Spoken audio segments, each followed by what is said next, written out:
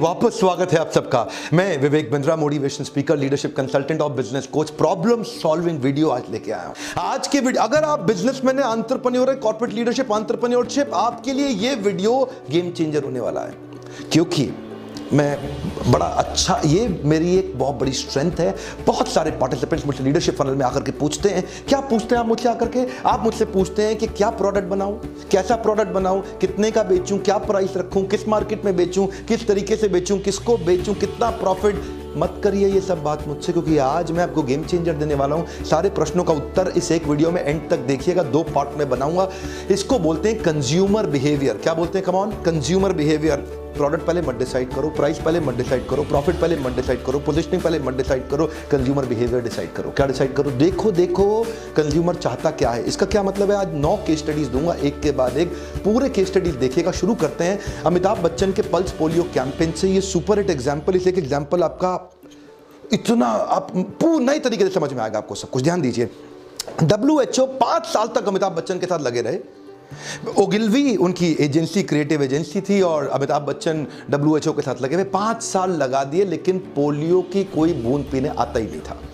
Utterly सारे campaign fail होते चले गए। मतलब जो सक्सेस चाहिए कम से कम वो नहीं मिलना, मतलब फेल हो गए। अमिताभ बच्चन बोलते रह गए, आइए 2 बूंद जिंदगी की पिलाइए अपने बच्चों, आइए पिलाइए। पूरे बूथ कैंपेन खाली।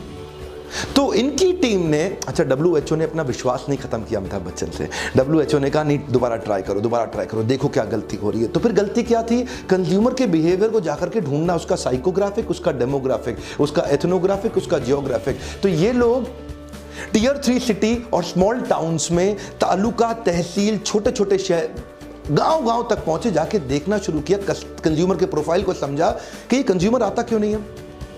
अब देखिए, कंज्यूमर में डिसीजन मेकिंग के अंदर बाइंग रोल्स होते हैं। बाइंग रोल मतलब खरीदने के अलग अलग रोल्स होते हैं। एक ही आदमी नहीं खरीदता हमेशा, उसके पीछे 5 फैक्टर्स होते हैं। पहला क्या?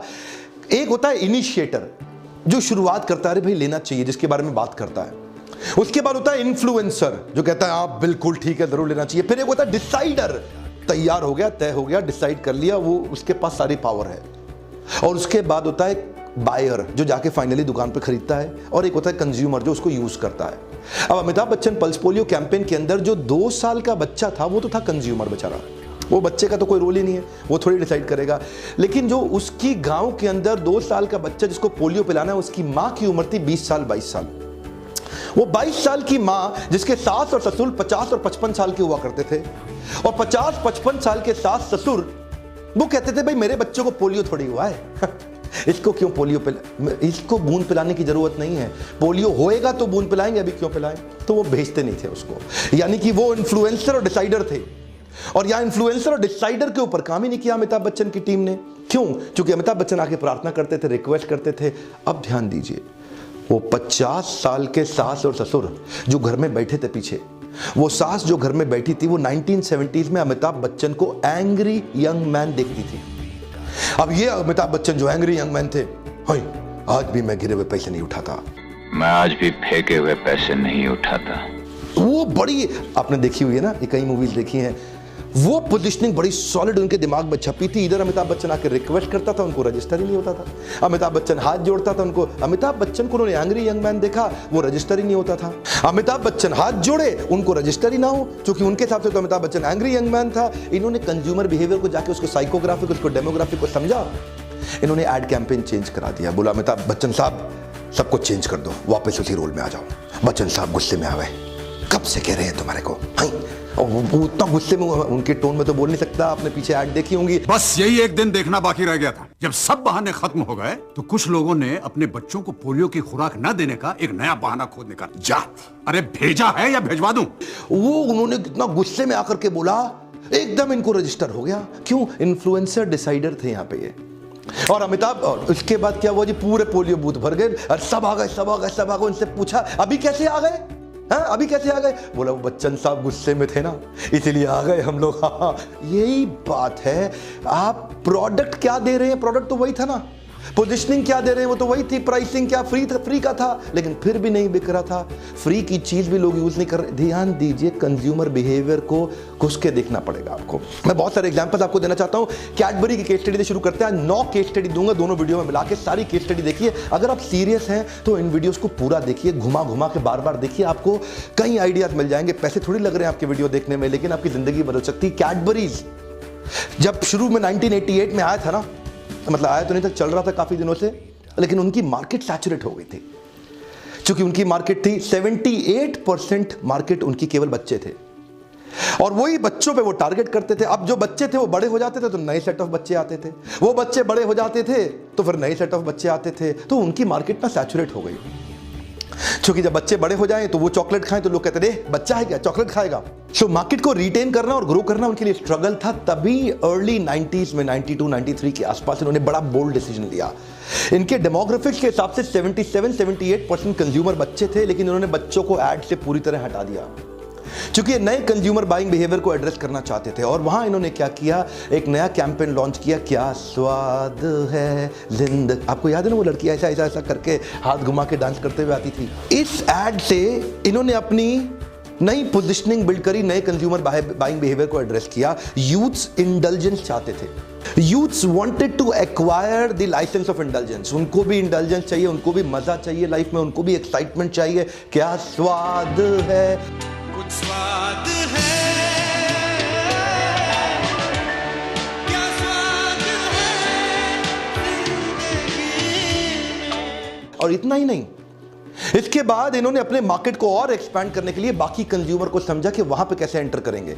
देखिए, एंटर बाद में करते हैं, पहले कंज्यूमर की मेंटालिटी को समझते हैं। पोजिशनिंग बाद में आती है, कैसे बेचूंगा ये बाद में आता है। इन्होंने शुभ आरंभ कैंपेन लॉन्च किए, इन्होंने फैमिली कैंपेन लॉन्च किए, इन्होंने कुछ मीठा हो जाए कैंपेन लॉन्च किए। तो बच्चों से यूथ पे गए, यूथ से फैमिली में गए, पूरे देश के अंदर छा गए। सन 2000 के बाद इन्होंने मिठाई से चॉकलेट को ही रिप्लेस करने का प्लान कर दिया। उधर मिठाइयों के अंदर वो मावा में कुछ अडल्ट्रेशन आया, तो इन्होंने चॉकलेट को कुछ मीठा हो जाए कैंपेन। अब तो कोई मिठाई दिवाली पे खरीदेगा नहीं, लो भाई चॉकलेट बांट। इससे क्या बोलते हैं, इसे बोलते हैं पहले कंज्यूमर बिहेवियर को समझो। जिलेट हमारे देश में आया, शुरू में लगातार फेल होता रहा।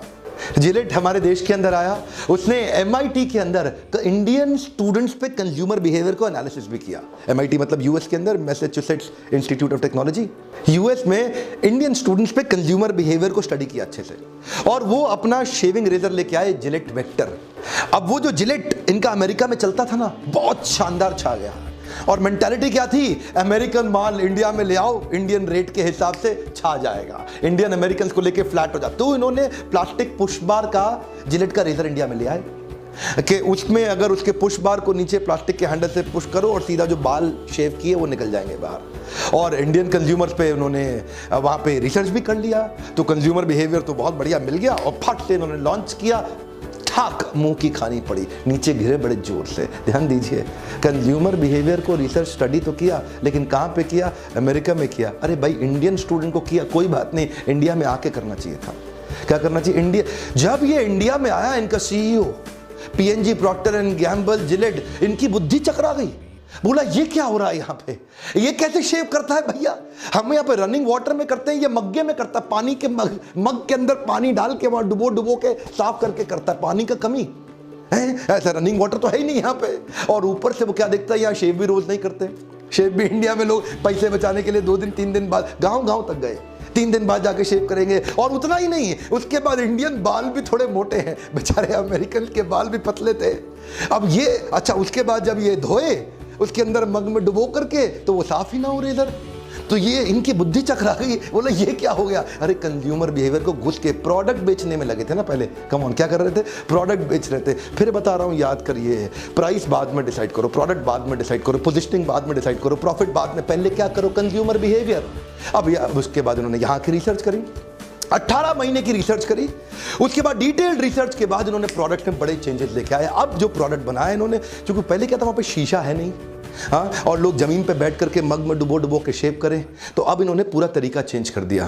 पहले तो प्लास्टिक पुश बार के अंदर बाल फंसे रह जाते थे। अच्छा, यूएस के अंदर क्या था, सॉफ्ट वाटर था, इधर पानी भी हार्ड है, अब वो सॉफ्ट वाटर में पुश बार में ऐसा डाले तो एकदम सारे बाल बाहर, इसमें बाल अंदर घुसे रह जाते थे। इंडियन लोग परेशान, उन्होंने क्या, अरे छोड़ इसको, वो ब्लेड तोड़ करके उसके अंदर उस तरह के अंदर घुसा करके आधा आधा ऐसा मार के उसी से साफ करें, पैसे भी बचेंगे या पैसा भी ज़्यादा लगेगा। परेशान हो गए जिलेट वाले। अब चेंज किया उन्होंने, नए प्रोडक्ट लेके आए, वो फ्लेक्सी हैंडल के लेकर के आए जिससे वो किधर भी कैसे भी चलेगा। और ध्यान दीजिए, अब रेजर का उन्होंने क्वालिटी बिल्कुल इंडियन पोजीशनिंग के हिसाब से, कंज्यूमर बिहेवियर के हिसाब से प्रोडक्ट की पोजीशनिंग की तैयारी करी, नया प्रोडक्ट बनाया। इसको बोलते हैं रिवर्स इनोवेशन। कम ऑन, क्या बोलते हैं? Reverse innovation. ये मत सोचो पहले कि बेचूं मैं, कैसे बेचूं कैसे बेचूं कैसे बेचूं, पहले ये सोचो कंज्यूमर बिहेवियर है क्या, उसके बाद जाके प्रोडक्ट बनाओ, फिर सोचो कैसे बेचूं, किस प्राइस पे बेचूं, किस प्रॉफिट के लिए बेचूं। और उसके बाद इनके जिलेट प्रेस्टो, जिलेट गार्ड इतने छा गए देश के अंदर कि ये विदेशी कंपनी आज देश में बहुत बड़ा मार्केट शेयर ली बैठी है। देखिए, प्रिंसिपल है, प्रिंसिपल हो तो आप भी इंडियन ऑर्गेनाइजेशन पूरी दुनिया में छा जाओगे। प्रिंसिपल को पकड़ लो, और प्रिंसिपल को मत पकड़ो तो लल्लू लाल बन के गल्ले पे बैठे रह जाओगे। इसीलिए अपने ऊपर इन्वेस्ट तो आप करना नहीं चाहते। आप चाहते नहीं कि आप ट्रेनिंग में आए, आप यूट्यूब पे वीडियो देखिए, आप लर्निंग डेवलपमेंट पे इन्वेस्ट करें, आप किताब पढ़ें।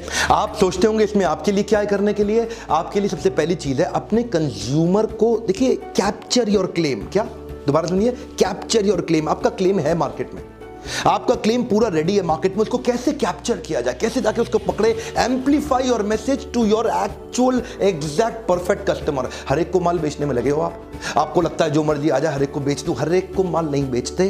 परफेक्ट कस्टमर आइडेंटिफाई करिए, उसके लिए अपना साइकोग्राफिक, डेमोग्राफिक, साइकोग्राफिक और एथनोग्राफिक कुछ मिलती जुलती चीजें मिलेंगी आपको, डेमोग्राफिक और जियोग्राफिक कुछ मिलती जुलती चीजें मिलेंगी आपको। इनके कुछ एग्जाम्पल दे देता हूं मैं आपको, जैसे कि एज, इनकम ब्रैकेट, कितनी तनख्वाह ले रहा है अगला आदमी, जेंडर, मेल फीमेल क्या है, मैरिटल स्टेटस, शादीशुदा है या गैर शादीशुदा, अभी तक शादी होनी बाकी है, एजुकेशन, लोकेशन, रेस, एथनिसिटी, किस धर्म का है, रिलीजन, क्या काम करता है उसका ऑक्यूपेशन, किस कंपनी में काम करता है, इंडस्ट्री कौन सी है, क्या वैल्यूज रखता है वो व्यक्ति, सोशल क्लास क्या है उसका, पर्सनैलिटी उसकी कैसी है, बायर है कि बार्गेनर है, माइंडसेट कैसा है, अर्बन है कि रूरल है, लाइफस्टाइल, इंटरेस्ट, कल्चर, और किस प्रकार की एस्पिरेशंस रखता है।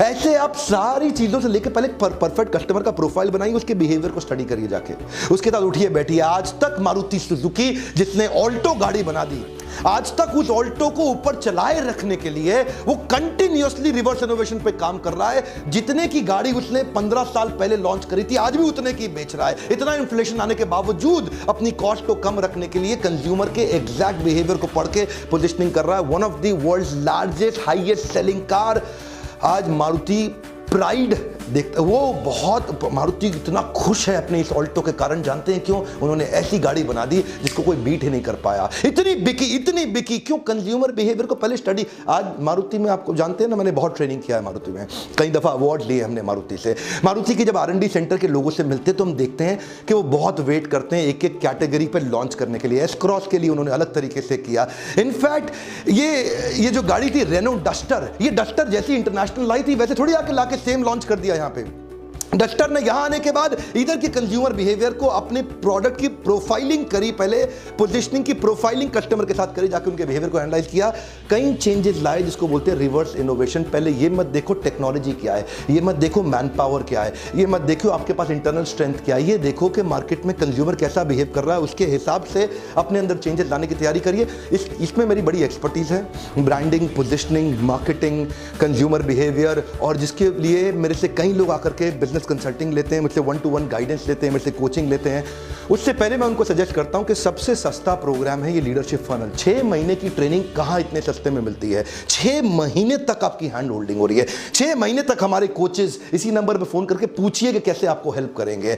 आपको 25 असाइनमेंट ऐसे फ्रेमवर्क्स देंगे जो इंप्लीमेंट कराएंगे। मेरे कोचेस आपके पीछे पड़ के आपसे इंप्लीमेंट करा के आपको हेल्प करेंगे। आप अपने ऊपर थोड़ा सा इन्वेस्ट जरूर करिए और इसी नंबर पर फोन करके चेक करिए अगला बैच कब हो रहा है। और इसके बाद मैं दूसरा वीडियो लॉन्च करूंगा जिसके अंदर मैं बाकी बहुत सारी केस स्टडीज और देने वाला हूं। इन वीडियोस को बार बार घुमा घुमा के बार बार देखिए, अपने उन सबसे शेयर करिए जिनकी इन वीडियो से मदद होती हो। मैं आपको दोबारा बता रहा हूं, अगर आप स्टूडेंट भी है ना, अगर आप ढूंढे तो अपने पेरेंट्स के साथ, अपने अंकल्स के साथ, अपनी कम्युनिटी में, अपने अलग अलग व्हाट्सएप ग्रुप्स में ज़रूर शेयर करिए, क्योंकि ये वीडियोज़ के लिए आपका पैसा तो कुछ लग नहीं रहा, लेकिन हेल्प बहुत हो रही है। क्योंकि इंडियन कंज्यूमर या इंडियन जो प्रोड्यूसर या इंडियन मैन्युफैक्चरर आज जो हमारे देश के व्यापारी ये पहचान नहीं पा रहे हैं कि हमें क्या चेंजेस अपने अंदर लाने चाहिए। मैं लगातार मेहनत करता रहूँगा, अगर आप लाइक देते रहें, एक एक वीडियो पे आपके हर एक लाइक को जाके देखता हूँ, हज़ारों लाखों आप लाइक्स देते हैं, मेरा उत्साह बढ़ता है। नीचे कमेंट में बताइए अगला वीडियो आप कौन सा देखना चाहते हैं, किस केस स्टडी पे देखना चाहते हैं, और इसका पार्ट 2 जरूर देखिएगा। सबसे सब्सक्राइब करा लीजिए अपने आसपास। मेरे साथ जुड़े रहने के लिए, यूट्यूब पे इन पावरफुल केस स्टडीज को देखने के लिए आपका प्रेम पूर्वक बहुत बहुत धन्यवाद।